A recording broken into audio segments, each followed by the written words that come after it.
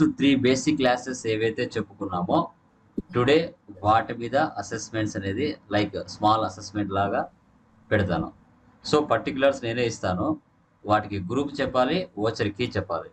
ఓకేనా? ఇది ఒక 3 days బేసిక్ క్లాస్కి ఇది ఒకటి మీకు టెస్ట్ లాగా. Okay yeah. స్క్రీన్ ఓకేనా? కనబడుతుందా screen?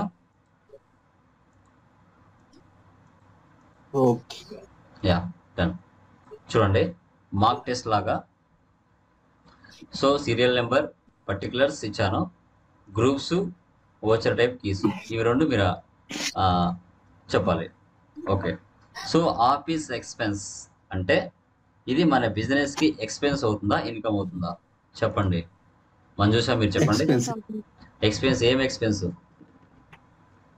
Indirect expense. Very good, indirect expense.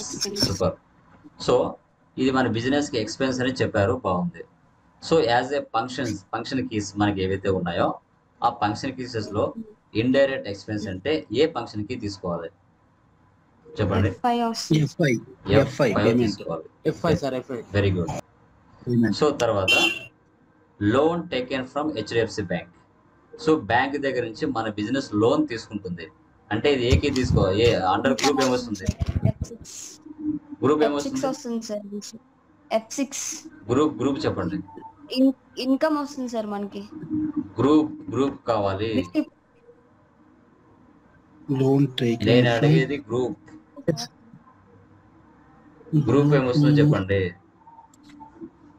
Loans and liability sir. Super.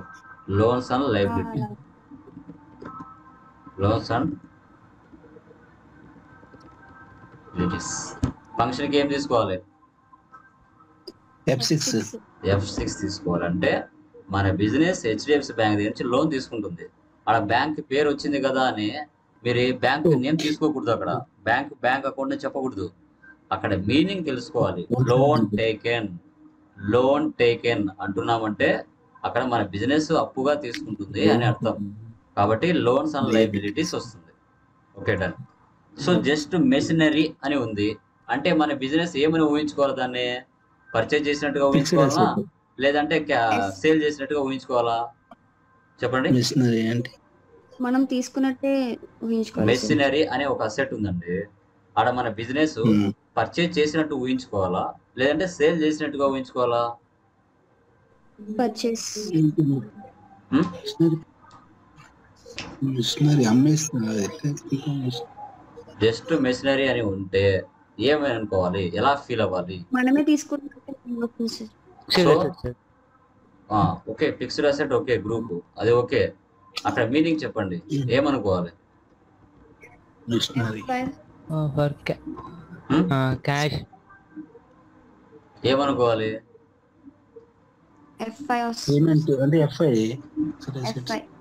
F5 okay done. F5 అని ఎలా చెప్తున్నారు? F5 అని ఎలా చెప్తున్నారు? మిషనరీ అమ్మేస్తున్నాం సార్, పర్చేజ్ అమ్మేయట్లేదు. మన బిజినెస్ క్యాష్ కు పర్చేజ్ చేస్తుంది. పక్కన ఏమి లేదు అంటే క్యాష్ కు పర్చేజ్ చేస్తున్నాము అనుకోవాలి. క్యాష్ కాబట్టి నువ్వు F5 చెప్పావు. అదే పేరు వస్తే F7 తీసుకుంటావు. ఓకేనా? సో జస్ట్ అసెట్ వచ్చింది అంటే పక్కన ఏమి లేదు అంటే ఏమనుకోవాలి? క్యాష్ కే పర్చేజ్ చేసినట్టుగా అనుకోవాలి. లైక్ అది క్యాష్ పర్చేజ్ చేస్తున్నాం కాబట్టి ఫిక్స్డ్ అసెట్ గ్రూప్ వస్తుంది. ఓచర్ టైప్ వచ్చేసి F5 వస్తుంది. Okay clear. So next purchase ఉంది. గ్రూప్ ఏం తీసుకోవాలి? పర్చేజ్ అంటే పర్చేజ్ తీసుకోవాలి. ఫంక్షన్ కి ఏం తీసుకోవాలి? F9. Very good. సో తర్వాత డ్రాయింగ్స్ ఏం తీసుకోవాలి? గ్రూప్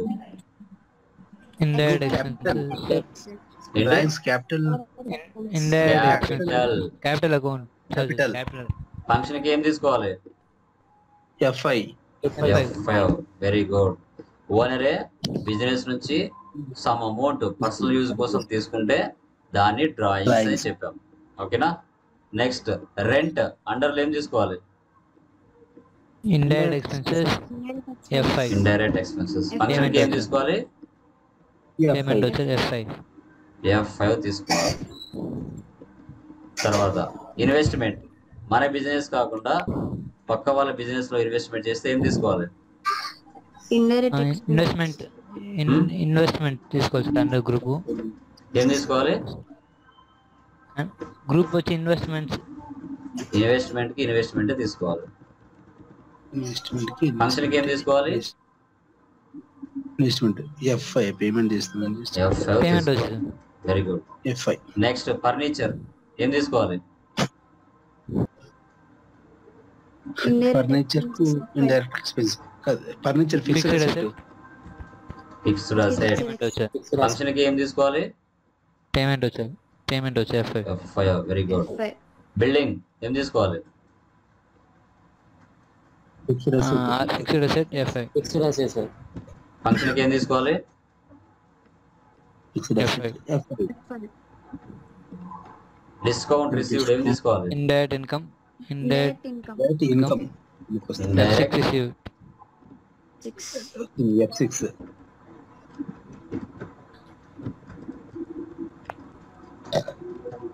ఫంక్షన్ కి ఏం తీసుకోవాలి? F6. రిసీవ్ వచ్చేది. F6. సో బిజినెస్ కి ఇన్కమ్ కావాలి. ఫ్యాక్టరీ రెంట్ ఏం తీసుకోవాలి? Direct expenses direct expense FI. Direct expenses. Function కి ఏం తీసుకోవాలి? FI. Payment FI. Very good. Salaries indirect expenses FI. FI. Function కి ఏం తీసుకోవాలి? F I. F I. Tele bill indirect expenses F I voucher. Tele bill indirect. Voucher type payment. Wages payment ఏం తీసుకోవాలి? Direct expenses F I. Function కి ఏం తీసుకోవాలి? F I. Carriage outwards direct sir ఏం తీసుకోవాలి? Direct indirect expenses F I. Indirect sir. Indirect function కి ఏం తీసుకోవాలి? F I. F I. Interest indirect received income. Indirect income F6. Function కి ఏం తీసుకోవాలి? ఎఫ్ఐ. F6. తర్వాత ఇన్సెంటివ్స్ ఏం తీసుకోవాలి? Indirect expenses F I. ఫంక్షన్ కి ఎఫ్ఐ. పేమెంట్ వచ్చేది. Godown rent godown direct expenses payment వచ్చేది F I. F I. Very good. Sales return F. Sales voucher. F7 వస్తుంది సార్. Sales voucher. గ్రూప్ ఏం తీసుకోవాలి? సేల్స్ తీసుకోవాలి. Sales voucher. సేల్స్ ఫంక్షన్ కి ఏం తీసుకోవాలి? F I. F I. General F7 sir. F7 sir. General marketing expenses indirect expenses indirect expenses F I. Purchase returns. Purchase return? Purchase F7 sir. Purchase వస్తుంది function కి purchase. F7. 7. Purchase sir. F7 sir. Depreciation indirect expenses F I. Indirect expense sir. F7 sir. Function కి ఏం తీసుకోవాలి? F7 sir. F I. Miscellaneous expenses indirect expenses F I. Sir depreciation indirect expenses F I. ఎందుకు వస్తుంది? F7 sir. F I ఎందుకు వస్తుంది? అది F7 sir. Okay. తర్వాత bad debts bad debts indirect direct expense sir. F5 sir. Function కి F5. F7. F I. Salary advance bad debit F7. F5.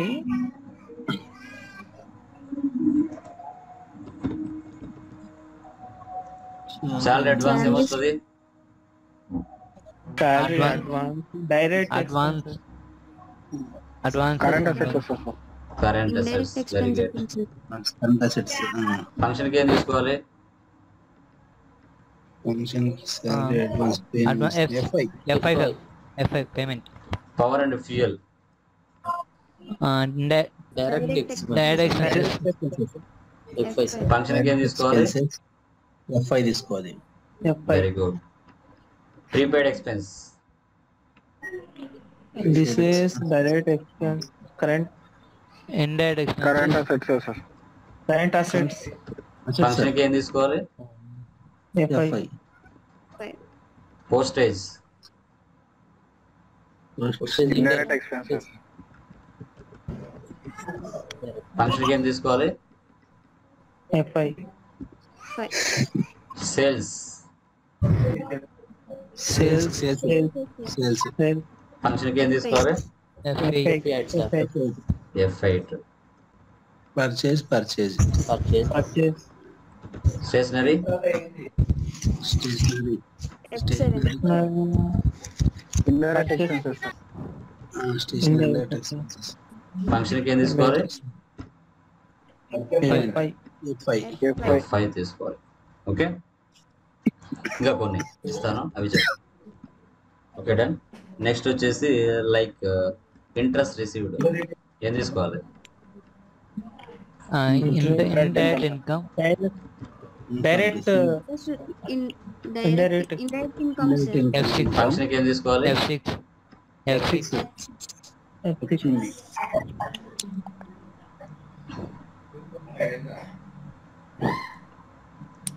So తర్వాత like fire, insurance, claim, received ఏం తీసుకోవాలి? indirect income. Income. F6 expenses sir. ఏం income? Direct income, sir. Claim direct income. Direct Income. F6. F6. Very good. So తర్వాత loan given to Raja Traders ఏం తీసుకోవాలి? Loans and liabilities. Loans no sir. No sir. Loans and advance. Loans and advance function కి ఏం తీసుకోవాలి? F5 ఏంటి? Loans and advance. So F5. తర్వాత Payments. తర్వాత వచ్చేసి like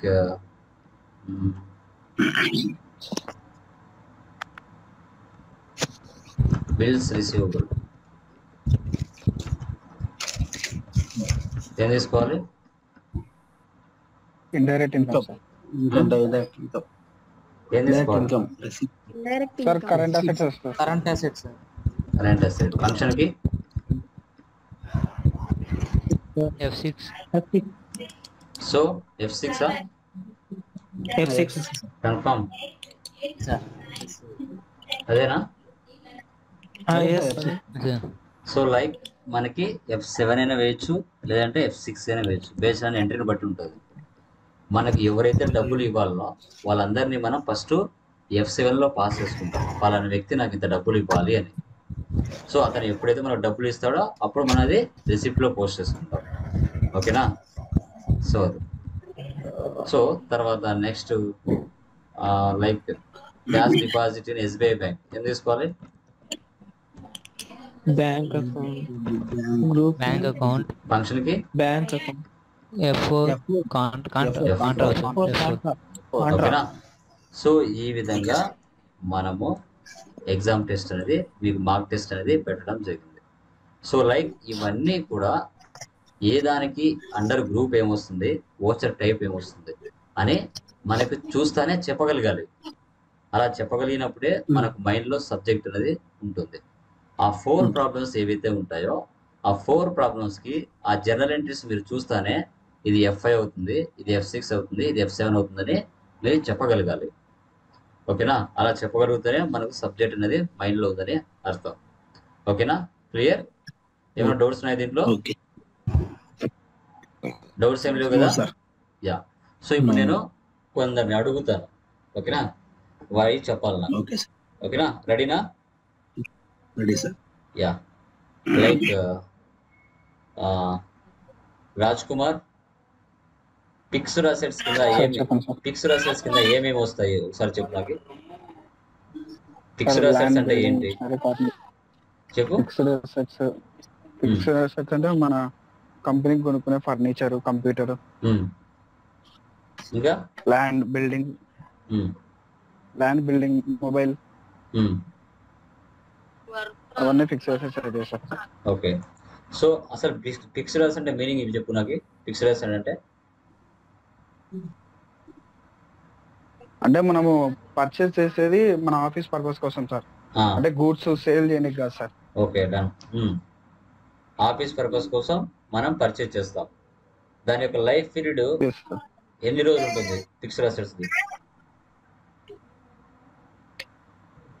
sir with in 1 year. With in 1 year, more than 1 year? అంటే more than 1 year sir. Year కి So- depreciation వేస్తాం కదా సార్. యా, ఇయర్ దాని మీద ఏం చేస్తాం? డిప్రిసియేషన్ అనేది Depreciation. కంప్యూటర్ 50,000 పెట్టి పర్చేజ్ చేస్తావు, సంవత్సరానికి 10,000 లెక్కన డిప్రిసియేషన్ తీస్తా వస్తారు. 5 సంవత్సరాలకి అసెట్ వాల్యూ 0 అయిపోతుంది. ఓకేనా? చూడండి. Yes, sir. Yes, sir. తర్వాత లైక్ మంజుష, పర్సనల్ అకౌంట్ కింద ఎవరెవరు వస్తారు చెప్పు. పర్సనల్ అకౌంట్ కింద ఎవరెవరు వస్తారు? Factories, companies, institutions, okay, persons, banks, okay, organisations, companies. అంటే మన దగ్గర మనీ లేకపోతే ఏదైనా కంపెనీస్ దగ్గర, ఆర్గనైజేషన్స్ దగ్గర అలా తీసుకునేదాన్ని పర్సనల్ అంటారు sir. Yeah, very good, done, super. Next Navgeet, real account కింద ఏమేమి వస్తాయి? రియల్ అకౌంట్ అంటే ఏంటి? సార్ రియల్ అకౌంట్ కింద furnitures, machinery, purchase, sales, shares, okay, buildings, cash. Okay, okay. So ఒక్క మాటలో చెప్పాలంటే రియల్ అకౌంట్ కింద ఏమొస్తాయి? ఇప్పుడు నువ్వు చెప్పినట్టు ఓకే, వాటి కింద సార్ మెయిన్ ఏవి వస్తాయి చెప్పు. ఏవి కలిపి దాంట్లో వస్తాయి రియల్ అకౌంట్ లో? రియల్ అకౌంట్ లో ఏమేమి వస్తాయన్నా సార్?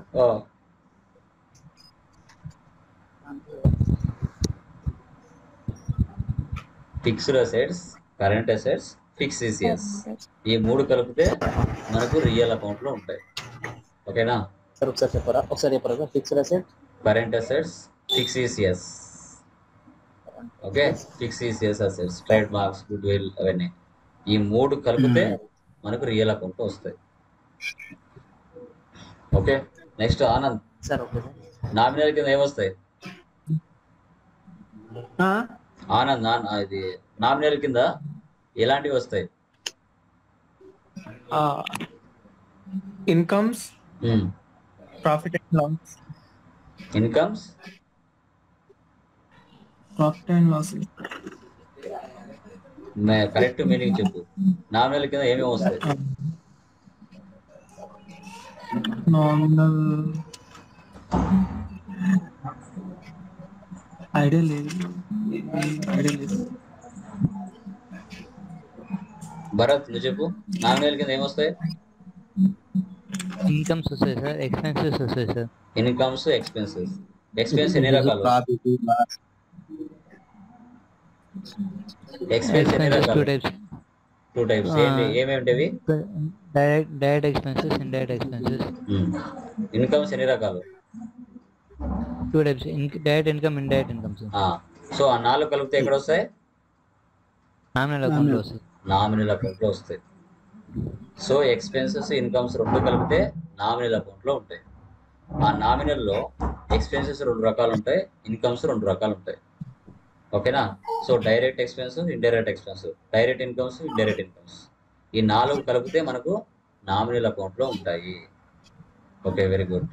సో మారుతి, మనకి బిజినెస్ లో ఎన్ని రకాల ట్రాన్సాక్షన్స్ ఉంటాయి? బిజినెస్ లో ఎన్ని రకాల ట్రాన్సాక్షన్స్ జరుగుతాయి? ఎలా జరుగుతాయి? అసలు ట్రాన్సాక్షన్ అంటే మీనింగ్ ఏంటి? ట్రాన్సాక్షన్ అమౌంట్ పంపించడం సార్. ఓకే, అదే ఏంటి ఎలా జరుగుతాయి ట్రాన్సాక్షన్ చెప్పు, ఎన్ని రకాలుగా బ్యాంక్ జరుగుతాయి? నుంచి బ్యాంక్ సార్. ఓకే, క్యాష్ రూపంలో. ఇంకా బ్యాంక్ నుంచి సార్. బ్యాంక్స్. ఇంకా ఎవరైనా చెప్తారా? ఎన్ని రకాల ట్రాన్సాక్షన్స్ బిజినెస్ లో జరుగుతాయి? 3 types sir. Cash చెప్పు. transactions, Cash, credit, check, non-cash bank. Cash or cheque, లేదంటే credit or non cash transactions. 3 రకాలుగా బిజినెస్ లో ట్రాన్సాక్షన్స్ అనేవి జరుగుతాయి. ఓకేనా? Clear? Okay, done. Okay, very good. Okay, ఈ విధంగా మనకు చెప్పుకోవడం జరుగుతుంది. ఓకేనా? చూడండి.